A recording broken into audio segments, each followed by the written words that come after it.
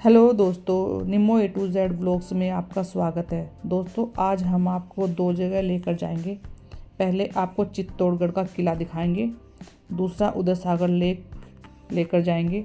चित्तौड़गढ़ किला और उदय सागर लेक जाने से पहले आप सबसे मेरी रिक्वेस्ट है कि मेरे चैनल को सब्सक्राइब करें, नए और पुराने वीडियो को लाइक करें, कमेंट करें, शेयर करें और बेल आइकन का बटन दबाकर ऑल को सिलेक्ट करें और नोटिफिकेशन को ऑन करें ताकि मेरी आने वाली वीडियो की नोटिफिकेशन आपको मिल जाए।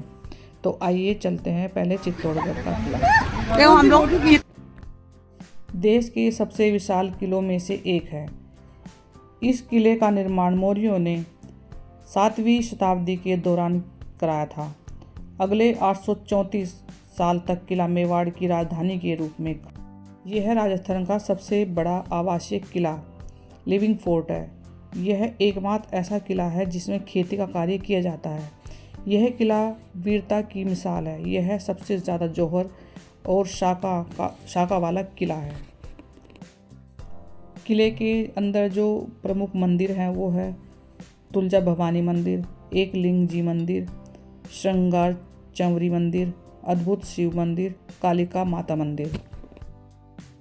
चित्तौड़गढ़ किले को राजपूत शिष्टता, प्रतिरोध और बहादुरी का प्रतीक माना जाता है। यह किला उदयपुर के पूर्व से 175 किलोमीटर की दूरी पर स्थित है और माना जाता है कि इसका नाम चित्रांगदा मौर्य के नाम पर रखा गया, जिसने इसे बनाया था। चित्तौड़गढ़ किले को जो भारत में सबसे बड़ा किला है, 180 मीटर ऊंची पहाड़ी पर स्थित है। बेरस नदी किले के किनारे से बहती है। किला अपने 7 द्वारों के लिए जाना जाता है, जिसके नाम ऐसे हैं: Padan gate, Ganesh gate, Hanuman gate, Bhairav gate, Jodla gate, Lakshman gate और मुख्य द्वार जो भगवान राम के नाम पर द्वार हैं। चित्तौड़गढ़ दुर्ग राजस्थान का एक विशाल और ऐतिहासिक किला है जो अपनी स्थापत्य कला, वीरता और बलिदान के लिए प्रसिद्ध है। यह 700 एकड़ में फैला हुआ है। किले में 7 प्रवेश द्वार हैं, जिनमें से प्रत्येक अपना ऐतिहासिक महत्व रखते हैं। चित्तौड़गढ़ किला राजपूतों की वीरता, त्याग और बलिदान का प्रतीक है, जिन्होंने कई बार बाहरी आक्रमणों का सामना किया। दोस्तों, हम लोग निकल चुके हैं चित्तौड़गढ़ किले के लिए।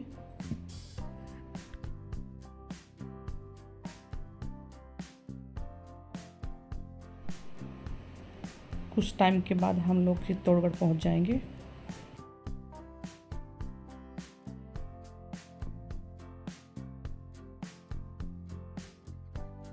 जिस जगह हम घूमने जा रहे हैं, इस जगह को जौहर जगह के नाम से भी जाना जाता है। उस ज़माने में ये 60 फीट गहरे कुंड होते थे। बाद में ये गवर्नमेंट ने बंद कर दिए हैं। इस जगह 3 बार 12,000, 14,000, 16,000 राजपूत स्त्रियों ने जौहर किया था। रानी पद्मावती ने 16,000 औरतों के साथ पहली बार जौहर किया था। यहाँ पर औरतें कुंड के अंदर घी, तेल या अन्य सामग्री डालकर आग लगा लिया करती थी और फिर बारी बारी से चीख पुकार करती हुई आग के अंदर कूद जाया। ये 50-60 फीट गहरा कुंड होता था। ये विजय स्तंभ के नाम से जाना जाता है। ये राणा कुंभा ने शांति का दूत कहकर बनवाया था। ये विजय के उपलक्ष्य में बनवाया गया था। राणा कुंभा ने 2 जगह आक्रमण किया था, गुजरात और मध्य प्रदेश, मालवा 2 राज्य जीते थे, तो उसकी याद में ये विजय स्तंभ बनवाया गया था। चित्तौड़गढ़ किले में कई महल हैं, जैसे राणा कुंभ महल, फतेह प्रकाश पैलेस, विजय की मीनार और रानी पद्मावती का महल। ये सभी संरचनाएं अपने राजपूत वास्तुशिल्प विशेषताओं के लिए महत्वपूर्ण हैं। किले के भीतर कई मंदिर भी हैं। रानी पद्मावती और अलाउद्दीन खिलजी की कहानी एक प्रसिद्ध ऐतिहासिक कथा है, जिसमें चित्तौड़ के राजा रतन सिंह की पत्नी पद्मावती की सुंदरता और अलाउद्दीन खिलजी के चित्तौड़ पर आक्रमण की कहानी है। कहा जाता है कि खिलजी पद्मावती की सुंदरता से मोहित होकर चित्तौड़ पर आक्रमण करता है, लेकिन पद्मावती और अन्य रानियां जौहर सामूहिक आत्मदाह कर लेती हैं, जिससे खिलजी उन्हें प्राप्त न कर सके। यह कहानी मुख्य रूप से मलिक मोहम्मद जायसी के काव्य पद्मावत पर आधारित है, जिसे 16वीं शताब्दी में लिखा गया था। पद्मावती चित्तौड़गढ़ के राजा रतन सिंह की पत्नी थी। एक अत्यंत सुंदर और बुद्धिमान रानी थी। दिल्ली सल्तनत के शासक अलाउद्दीन खिलजी पद्मावती की सुंदरता के बारे में सुनकर चित्तौड़गढ़ पर आक्रमण कर देता है।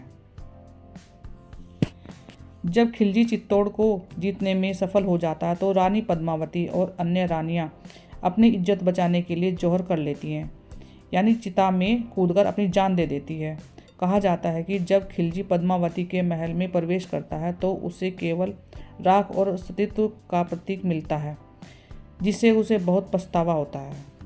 यह कहानी वीरता, प्रेम और बलिदान का प्रतीक मानी जाती है और इसे भारतीय संस्कृति में एक महत्वपूर्ण स्थान प्राप्त है। ये किले के पीछे का हिस्सा है। इसको राणा सांगा ने बनवाया था। फिर आने जाने के 2 द्वार हो गए थे। ये चित्तौड़ बैटल फील्ड के नाम से जाना जाता है। इसी फील्ड के अंदर मुगलों के साथ 3 बार युद्ध हुआ था। अलाउद्दीन खिलजी इसी पहाड़ियों के बीच से अपना डेरा डाला था। बाद में इस एरिया को अपने सैनिकों द्वारा 6 महीने तक घेर लिया गया था।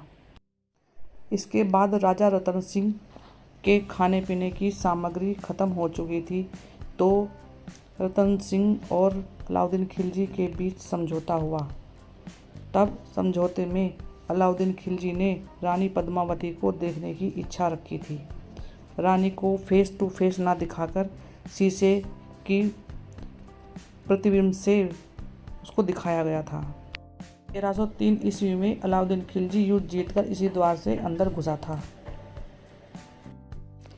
दोस्तों, अब हम चलते हैं उदय सागर लेक। ये हिंदुस्तान जिंक लिमिटेड है।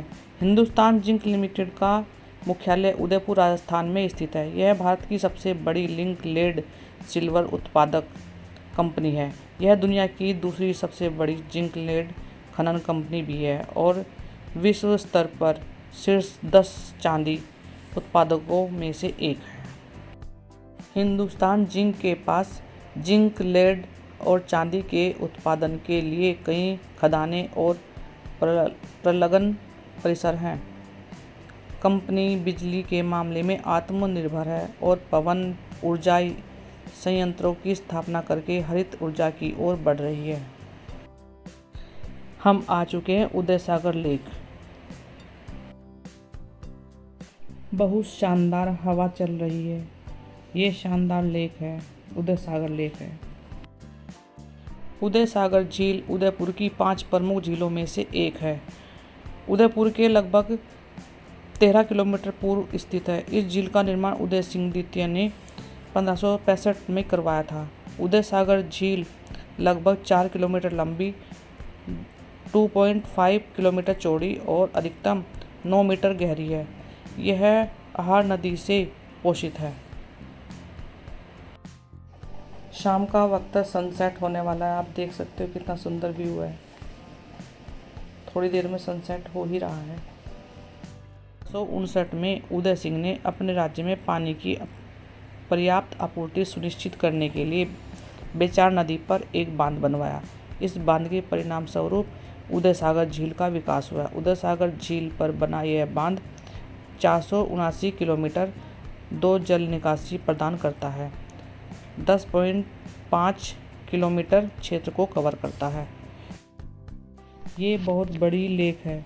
जहाँ तक भी देखोगे वहाँ तक पानी ही पानी दिखाई देगा। चारों तरफ पहाड़ ही पहाड़। बहुत ही सुंदर नज़ारा है।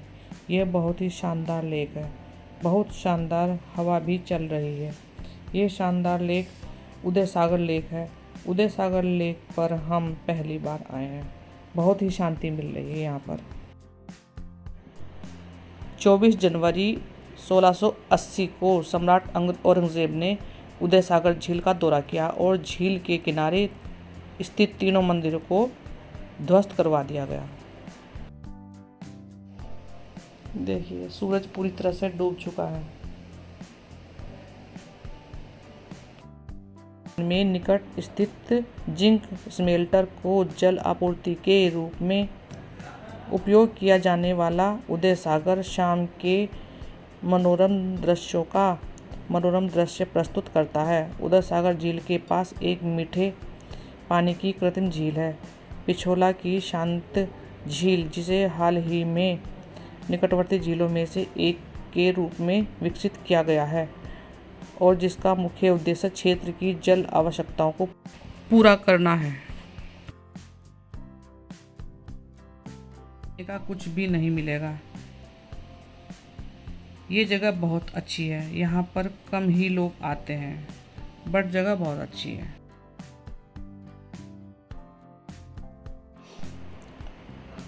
अपने तटबंधों पर 2 द्वीपों को समेटे हुए यह झील विविध महलों से सुसज्जित है, जिनमें इस आकर्षक झील को मनोरम दृश्य दिखाई देता है।